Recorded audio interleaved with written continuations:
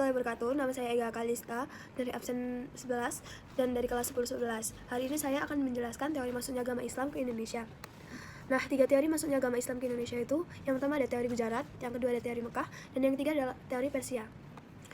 Teori Gujarat, Islam masuk ke Indonesia pada abad 13 Masehi.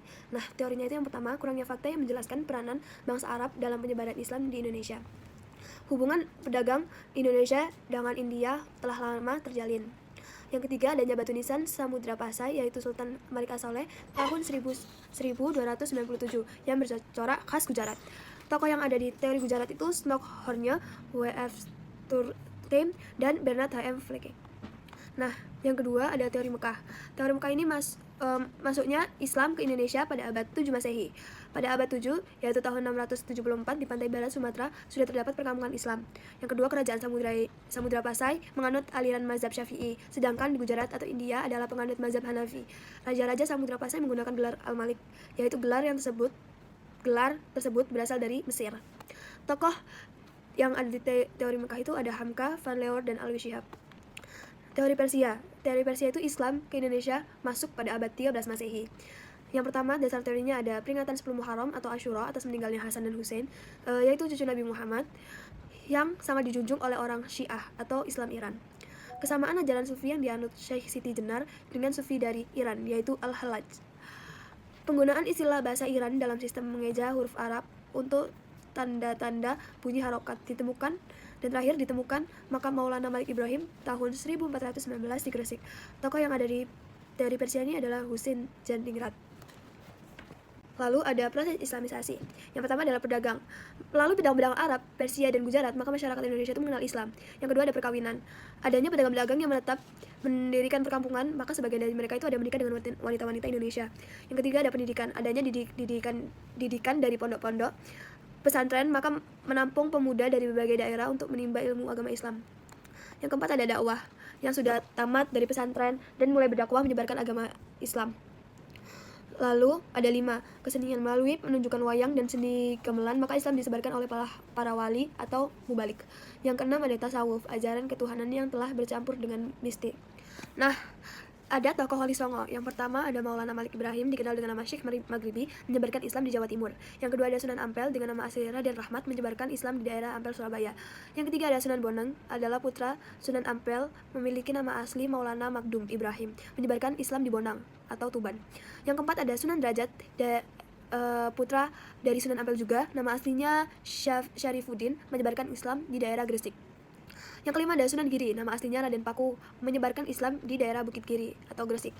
Yang keenam ada Sunan Kudus, nama aslinya Syekh Ja'far Shodiq, menyebarkan agama Islam di daerah Kudus.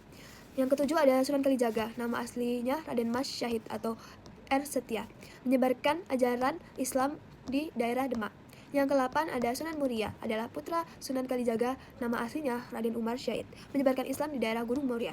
Yang ke-9 ada Sunan Gunung Jati, nama aslinya adalah Syarif Hidayatullah, menyebarkan Islam di Jawa Barat atau Cirebon.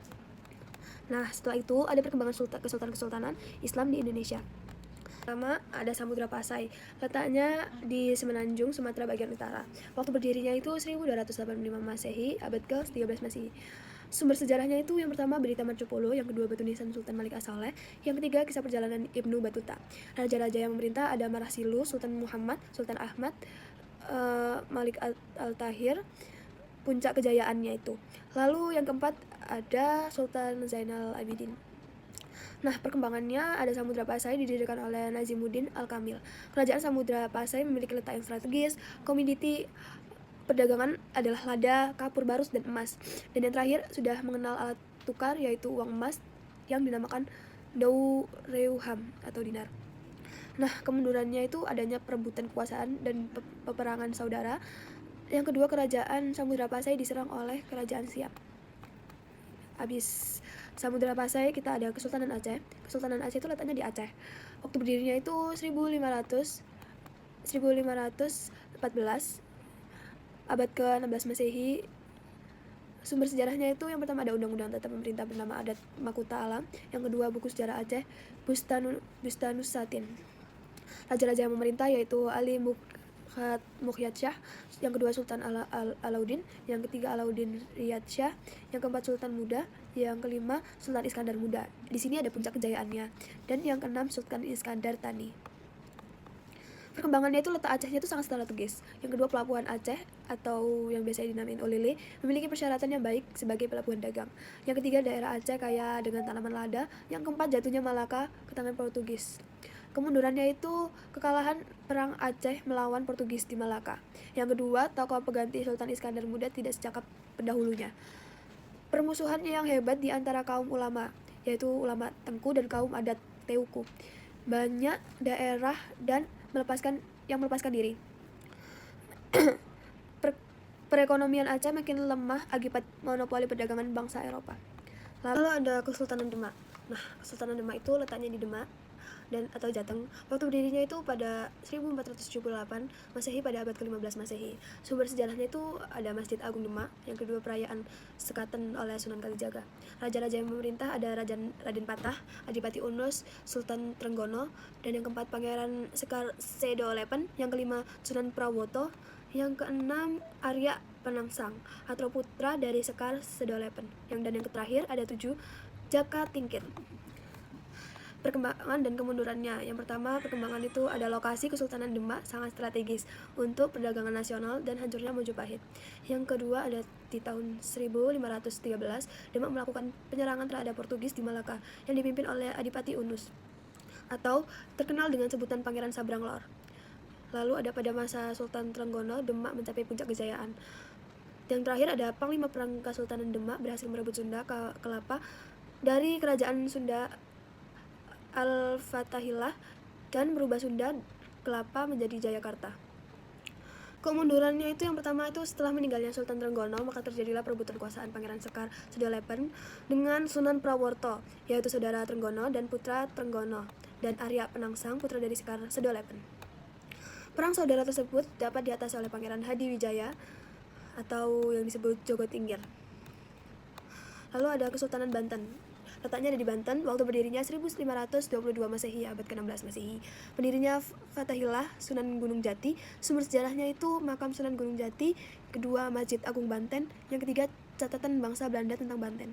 Raja-raja yang memerintah itu yang pertama ada Maulana Hasanuddin, yang kedua ada Panembahan Yusuf, yang ketiga ada Maulana Muhammad, yang keempat adalah Pangeran Ratu, yang kelima ada Sultan Ageng Tirtayasa. Nah, di sini ada mencapai puncak kejayaannya. Dan yang keenam ada Abdul Hakar atau Sultan Haji.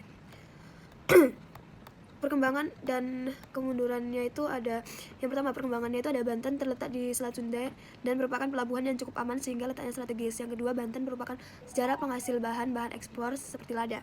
Yang ketiga, Banten menjadi pelabuhan yang ramai setelah Malaka jatuh ke tangan Portugis. Yang keempat, pada masa Sultan Ageng Tirtayasa, Banten mencapai puncak kejayaan. Kemundurannya itu, Sultan Ageng Tirtayasa sebagai Raja Banten sangat anti pada VOC Belanda sehingga selalu berusaha menyerang VOC. Lalu ada Kerajaan Mataram. Letaknya ada di Yogyakarta. Waktu berdirinya 1586, abad ke-16 Masehi. Pendirinya Ki Gede Pemanahan. Raja-raja yang memerintah itu ada yang pertama Sutawijaya, Panembahan atau Panembahan Senopati. Yang kedua ada Mas Jolang atau Sultan Anyokrowati. Yang ketiga ada Sultan Agung Hanyakrakusuma. Di sini ada mencapai puncak kejayaannya. Dan keempat ada Amangkurat I dan yang kelima ada Amangkurat II. Perkembangannya itu awal berdirinya di Pajang terjadi perang saudara antar Pangeran Benowo putra Hadiwijaya dengan Arya Pangiri, Bupati Demak yang merupakan keturunan dari Raden Trenggono. Lalu, atas bantuan Sutiwijaya tersebut, Pangeran Benowo menyerahkan tahtanya kepada Sutawijaya. Puncak kejayaannya itu pada masa pemerintahan Sultan Agung Sultanan Mataram mencapai puncaknya. Yang kedua, selain menjadi sultan, ia juga tertarik dengan filsafat, kesusastraan, dan seni. Sultan Agung menulis buku berjudul Sastro Ganding. Sultan Agung mempunyai cita-cita bersangkutan Pulau Jawa, oleh karena itu ia melakukan serangan sebanyak 2 kali ke Batavia tahun 1628 dan 1629. Ada Kesultanan Goa dan Talo dari Kesultanan Makassar, letaknya di Makassar, Sulawesi Selatan. Waktu berdirinya itu 1591 Masehi pada abad ke-16 Masehi.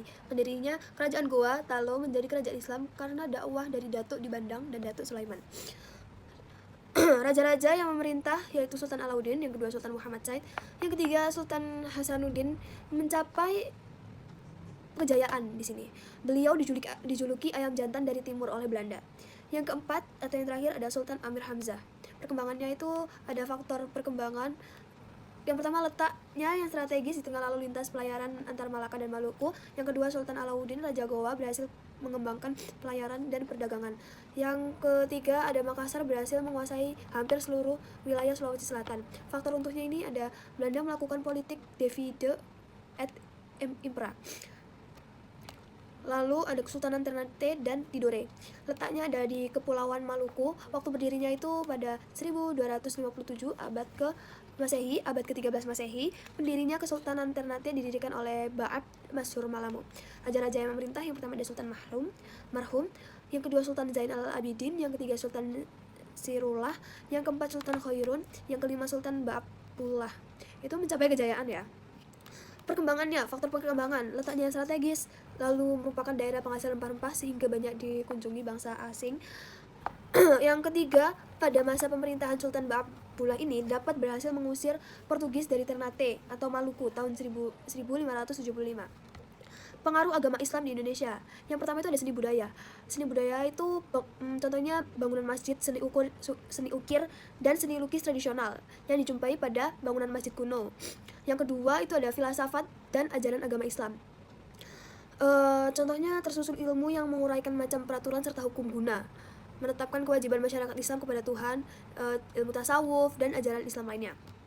Yang ketiga ada sistem pemerintah. Raja diganti dengan sultan, kedudukan raja tidak bersifat turun-temurun, tetapi lebih bersikap demokratis. Yang keempat ada sistem kalender. Setelah masuknya Islam, kita mengenal sistem kalender Hijriah. Faktor-faktor diterimanya Islam. Yang pertama, agama Islam disebarkan dengan jalan damai. Yang kedua, tidak ada sistem kasta dalam agama Islam. Yang ketiga, upacara ritual dalam Islam cukup sederhana. Yang keempat, syarat seorang Islam amat mudah. Yang kelima, penyebaran Islam menyesuaikan dengan kondisi sosial budaya yang telah ada. Yang keenam, mundurnya kerajaan besar yaitu Sriwijaya dan Majapahit.